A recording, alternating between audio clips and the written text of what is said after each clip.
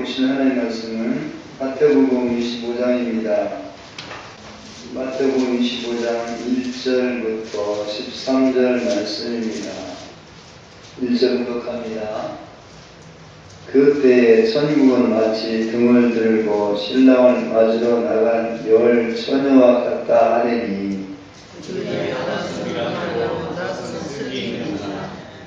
미련한 자들은 등을 가지되 기름을 가지지 아니하고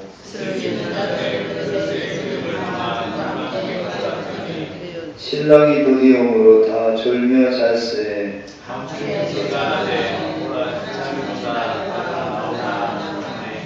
이에 그 처녀들이 다 일어나 등을 준비할세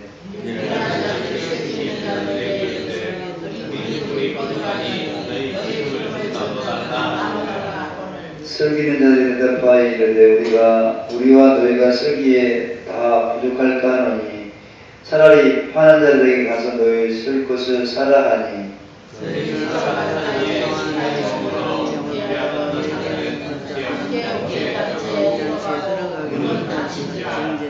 그 후에 남은 처녀들이 와서 이르되 주여 우리에게 열어주소서.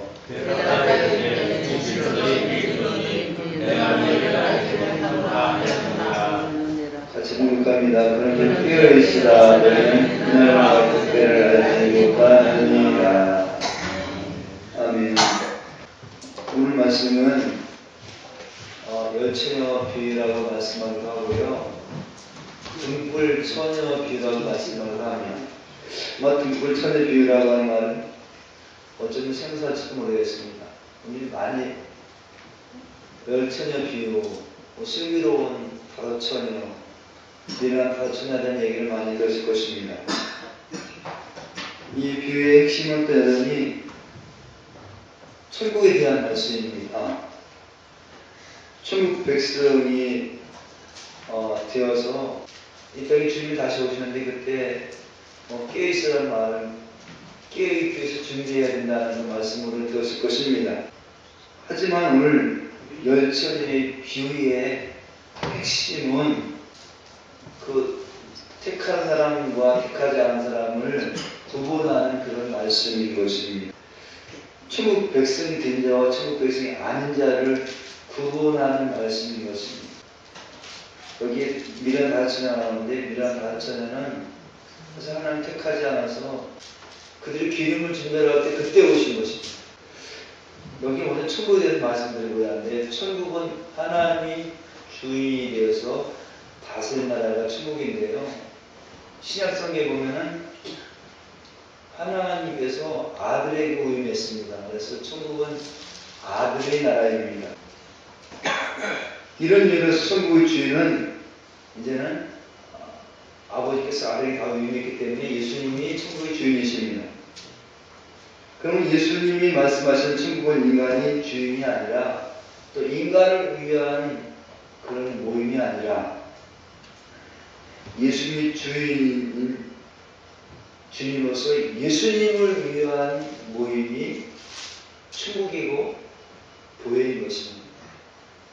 우리 자신들을 위한 모임이 아니라 예수님을 위한, 좀 어떻게 보면 기분 나쁘죠?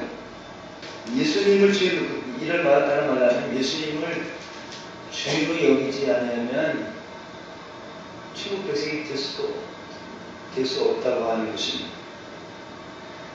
예수님 주를 섬기지 않는 자는 천국에 들어갈 수 없음을 말하고 있는 것입니다. 예수님을 주인이라고 그렇게 고백하는 분들이 우리 엄마 비슷한 인간은 스스로 자기를 사랑하기 때문에 예수님을 주인으로 인정하기가 참으로 껄끄럽습니다.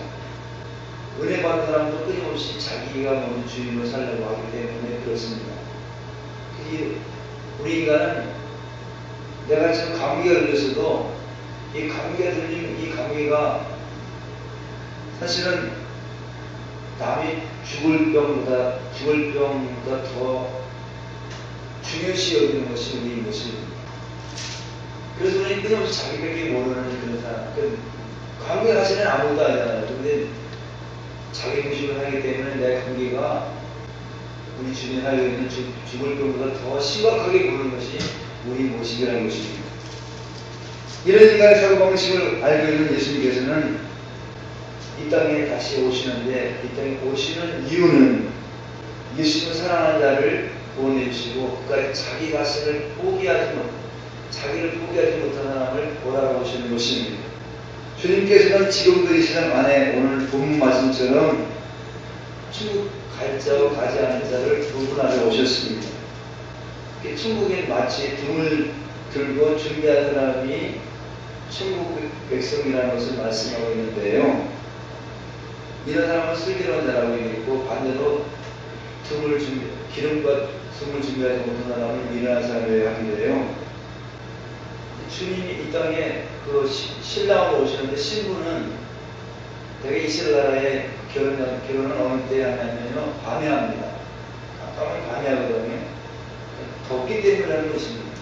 근데 깜깜한 밤에 신부가 등을 준비하는 것은 이유는 신랑이 자기를 보고 자기에게 찾아오라고 하는 것입니다.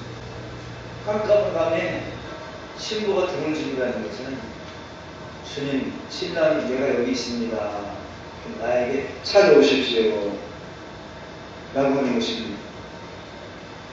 물론 이 천국은 사실은 결혼 예식을 비해서 말씀하고 있는데, 되게 우리나라의 결혼 예식장의 주인은 신부잖아요. 근데 오늘 여기는 주인공이 신부가 아니라 신랑입니다. 신랑을 위해서 지금 신부가 준비되어야 되는 것입니다. 왜냐하면 천국은 예수님께서 마련한 것이기 때문에, 그래서 예수님이 찾아오는 사람이 바로 천국 백성이고, 예수님이 찾아오지 않은 사람은 천국 백성이 아닌 것을 지금 말씀하고자 하는 것입니다. 근데 여기 신랑이 더디 오고 있다는 데 문제가 있습니다. 신랑이 더디 온다는 것은 신부에게 맞추는 것이 아니라 신랑 자신이 조건에 맞게 신부를 취하는 겁니다. 신랑 자신의 조건에 맞게 신부를 취하는 것입니다. 신랑이 신부를 취하면 그 사람은 구원받는 사람이고, 신랑이 취하지 않으면 구원받지 못하는 것을 지금 말씀하고 있는 것을 보게 되어집니다. 근데 문제는 신랑이 더디 온다고 하는 사실에 있습니다. 잔치를 보내는데 신랑이 더디 오는 것입니다. 더디 오는 것은 지금 신부가 어떤 마음을 가지고 있느냐, 자기를 사랑하고 있느냐, 주님을 사모하고 있느냐, 그 마음을 이렇게 알아보려고 더디 오는 것입니다. 믿음을 알아보려고 더디 오시는 것입니다.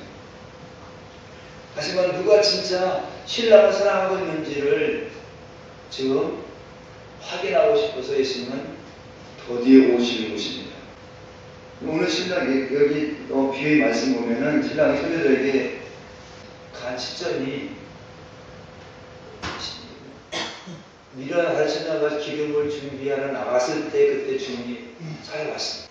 주님이 참 희한하게도요, 미련 가르치다가 기름 떨어져서 옆에 사람에게 달라니까는 당신 주면 나도 신랑 맞이할 수가 없습니다. 그러니 당신 그 기름집에 가서 기름을 사 보세요. 하고 봤을 때 그 살아간 사이에 그 신랑 대신 예수님은 온 것입니다. 그러면서 이제 그 미련 가르치는 사람들이 기름을 가지고 준비하고 왔을 때는 문이 닫힌 거게 되신 것입니다. 이게 미련 가르치는 사실은 어떤 사람이냐, 또 하나님의 마음을 모르고 또 그 택하지 않은 사람인 것을 보게 되십니다. 그러면 신랑 되신 예수님이 5처녀에게 기름을 준비하는데, 기름을 준비한 그 신랑의 모습이 어떤 모습이냐, 여기에 뭐 사람들이 열심히 착한 일하고 구제해야 되고 봉사해야 되고 그런 것을 들 수 있습니다. 근데 예수님이 찾아온 사람들은 어떤 사람이냐면 마태복음 9장 10절에 있는 말씀인데요. 예수님은 제사를 원하셔서 찾아오신 것도 아니고, 예수님이 찾아오신 사람은 긍휼을 원하는 사람을 찾아온 것입니다.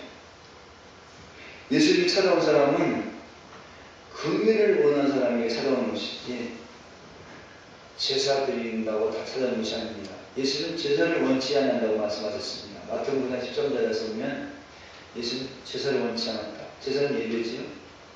예수는 예배를 원치 않는다. 그럼 예배 드릴 필요 없네. 그렇게 얘기하시는데 어떤 마음을 갖고 있느냐가 중요한 것입니다. 어떤 마음. 근데 예수님이 이 땅에 오시는 초점은 어떤 사람에게 오시느냐? 의인에게 찾아오시는 것이 아니라 죄인들에게 찾아오시는 것입니다.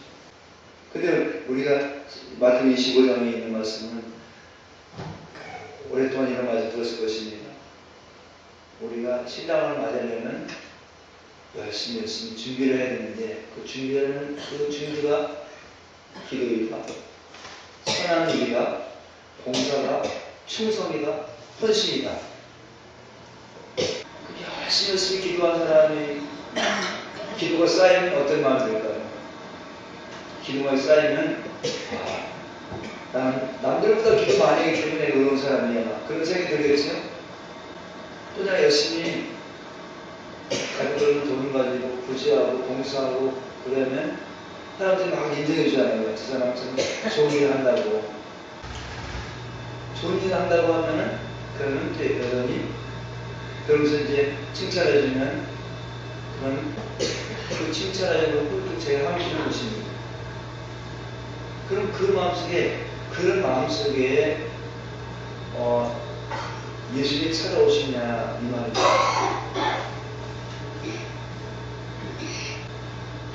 신랑 대신 예수님이 찾아오시는 어떤 사람이 찾아왔습니까? 미련 나라 천자는 기름 증거에 나갔다가 예수님이 먼저 와 문을 닫아보다 못 찾아. 그걸 이제 예수님 만날 수 없게 됐고요. 세계는 다른 천자는 등불과 기름을 짓는데 그 등불과 기름이 이런 것입니다. 예수님이 이 땅에 찾아오셔서 만난 사람들이 그 마음과 똑같은 마음인 것입니다. 어떤 마음이냐? 나는 연약해서 내 힘으로는 의로운 길을 갈 수 없다고 여기면서 불쌍히 주세요 라고 하는 긍휼의 마음을 가지고 긍휼 마음이 있는 사람에게 주님은 찾아오신다는 겁니다.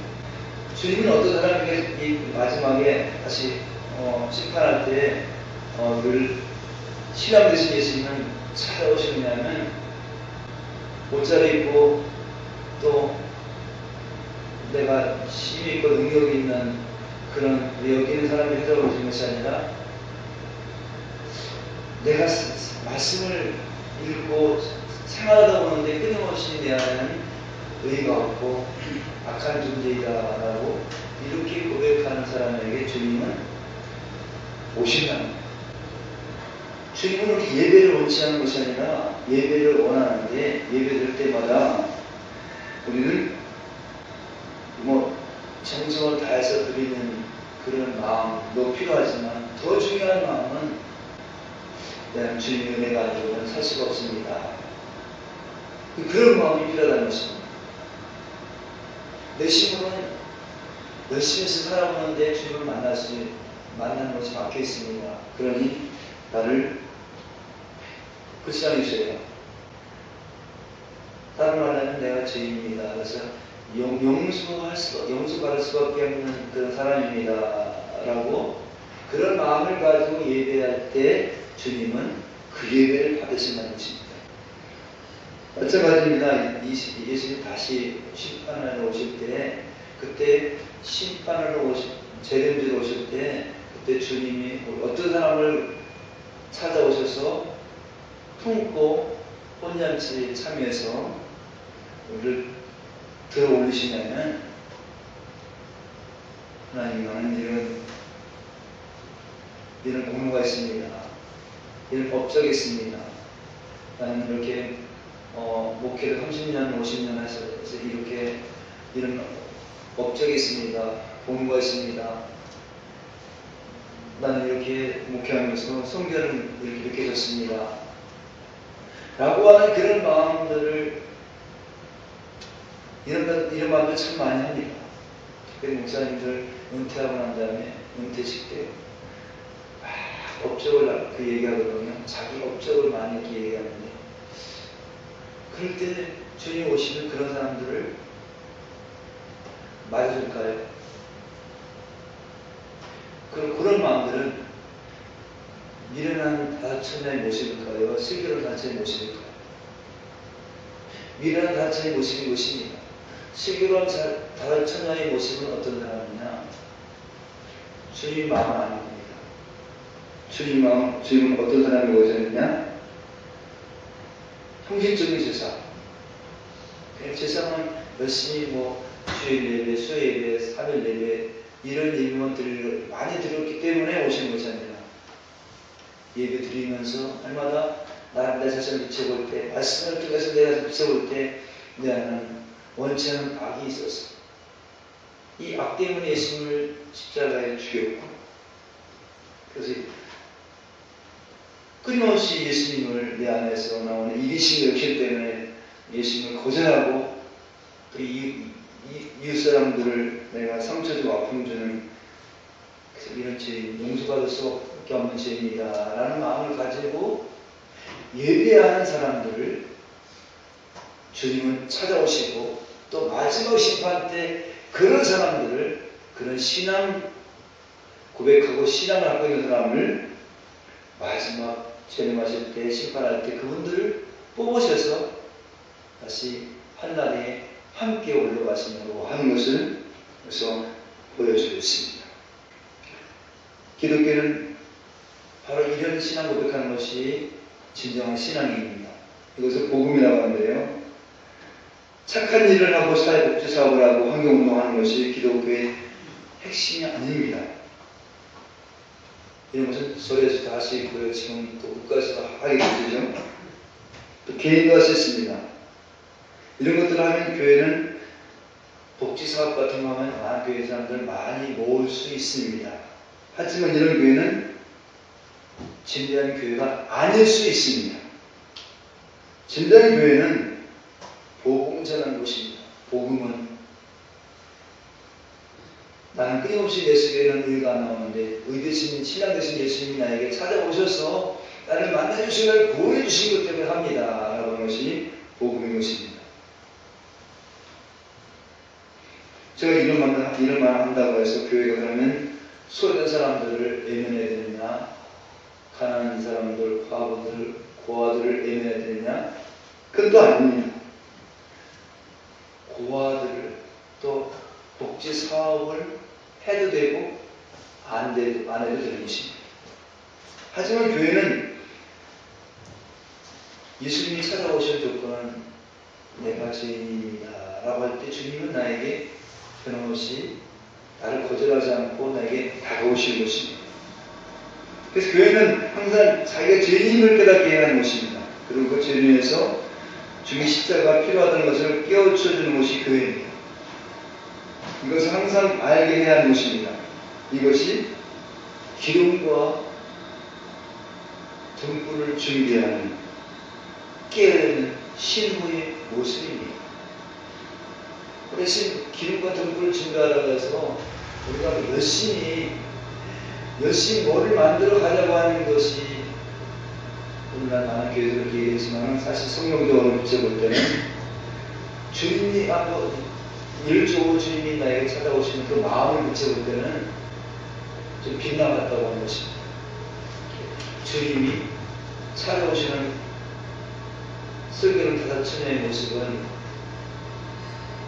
내 공로를 가지고는 구원받을 수 없습니다. 내 의로움 가지고는 구원받을 수 없습니다. 주님의 긍휼을 나타낼 수 있는 마음, 긍휼을 나타내신 마음은 내가 연약하다고 고백해야 되고, 내가 죄가 있다고 인정해야 되고, 그럴 때 주님은 나 같은 사람을 불쌍해서 오셔서 내 죄를 응수하시는 사람으로 살게 되어진 것입니다. 말씀을 정리합니다. 천국에 들어가시는 자는 등과 기름이 준비되어야 하는데요, 이것은 예수님께서 이 땅에서 구원받을 자가 누군가를 알게 하기 위해서 신앙 고백하는 사람을 부르신 것입니다. 마지막 심판 때 예수님이 우리 구원받는 사람들은 바로 설교 5명의 모습인데 그 일을 아는 사람, 내가 죄인하고 인정하는 그 사람들이 주님이 우리를 불쌍하셔서 그때도, 지금도 마찬가지지만 그때도 다시 우리를 불쌍하셔서 우리를 천국으로 끌고 안고 가신다고 하는 것입니다. 기도하시겠습니다.